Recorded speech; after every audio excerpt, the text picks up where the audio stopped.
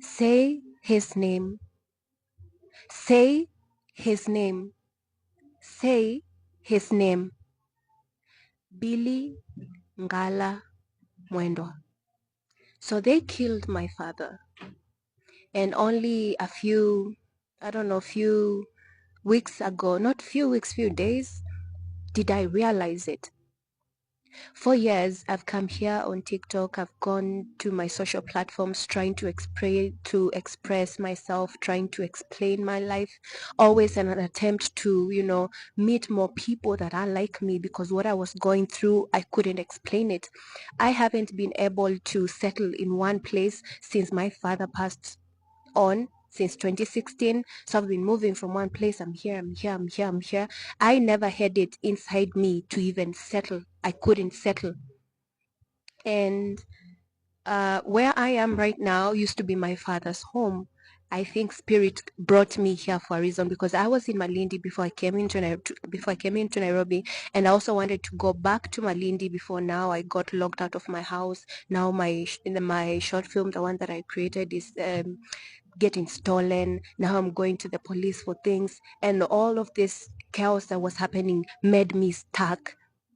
I felt like it was making me stuck here, but it was like it was pushing me to remain here, to remain where I am. Like I said, this used to be my dad's home. I've met a lot of people here, and when I tell them who I am, they're like, oh, they knew my dad, and they're telling me stories about my dad. And one thing that I have also learned is how my father died.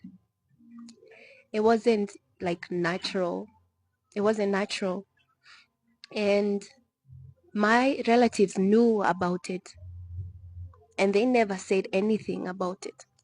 They never did anything about it. They saw it and then they turned their face, and it wasn't their problem. I used to wonder why they were so prideful, telling me things like nobody owes you anything, cussing me, pushing me aside. I outed them with my face, because I reminded them of what they've been fighting to forget for years. Now, now you are gonna pay even for your silence. You are gonna pay even for your silence. The spirits of those that were gone have risen.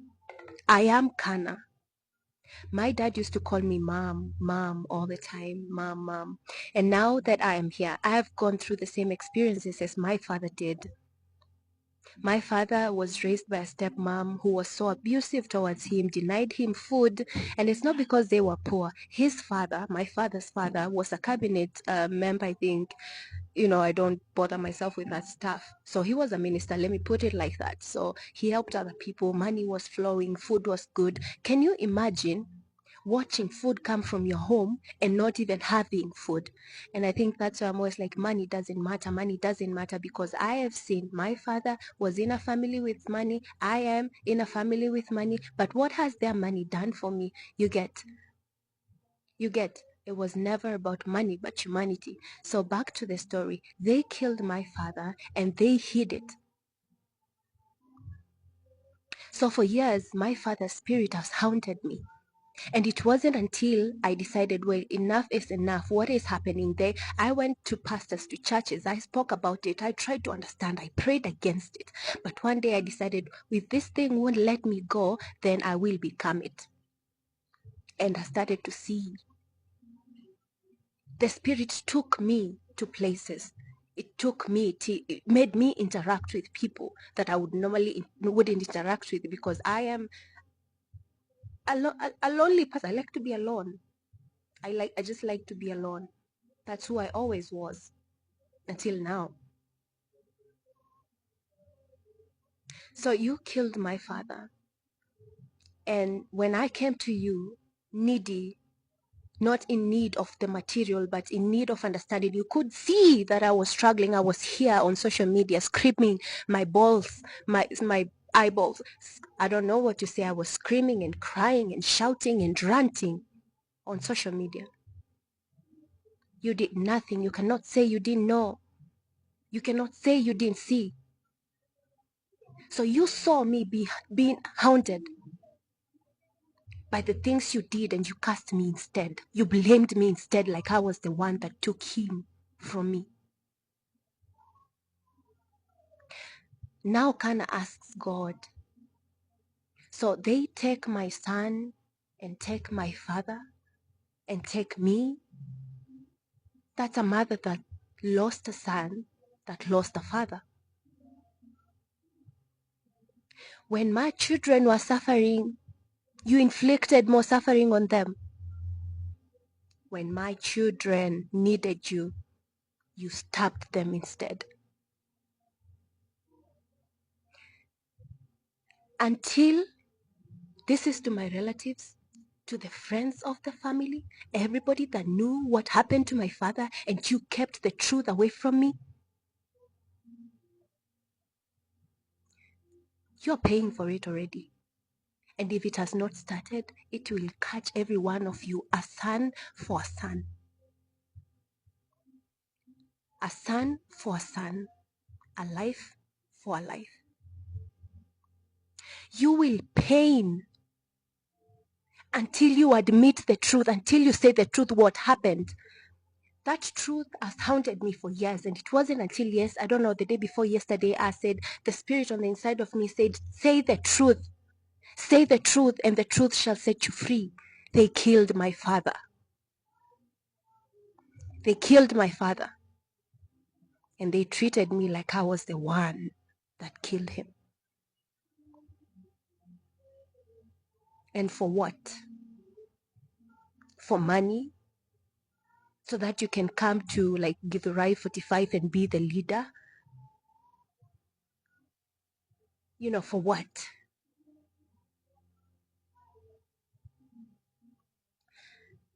I never did understand how much influence my family had.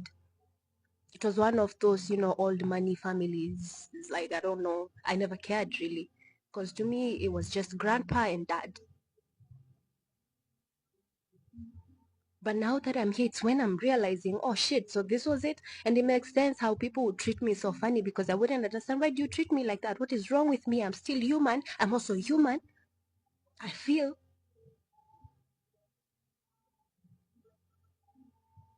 Justice has been restored. And me saying, say the truth, I'm not saying come confess to me. I don't need confession. I already know the truth. You see? I don't need you to come to me to give me anything. I don't need that. Admit to yourself the truth and you will be set free. Otherwise, whatever God tells you to do. Otherwise, when you said, oh, we owe you nothing, we owe you nothing, I found out that you actually do owe me. You thought I was gonna come for what your properties. I have no need for the material. It's your spaces are contaminated with karma. Your lives are contaminated with karma. There are people in my family that I used to look at and pray for them, and it's like, yeah, but why is this happening to them? And then I got to be around them and I realized even God was merciful. They deserved more. And they are gonna get it. Everything that you dashed out to everybody, not just me, you're gonna pay for it. You've held this stand in the society, in the community. You've killed people. You've raped people. You've stolen from people. As who? And why? Who gave you that much power and authority? You should have never touched me. I say, if you don't owe me love, you don't owe me hate. Let's agree. If you don't owe me love, you don't owe me hate. But you gave me love. You gave me hate, not love. So why would you give me hate if you owed me nothing? So now who owes who? Because for me, I might say, I don't want you to confess, but you owe me the truth. That is the price. That is what I'm demanding from God. It's not asking. This thing has gone on for too long. Now it's 100 years old since my grandmother, the one that I'm named after, died. How do I know that? I wasn't even there. How do I know that she died the same way that my dad died? I wasn't even there. I came to you as mother. And what did you do? I came to you as daughter, and what did you do?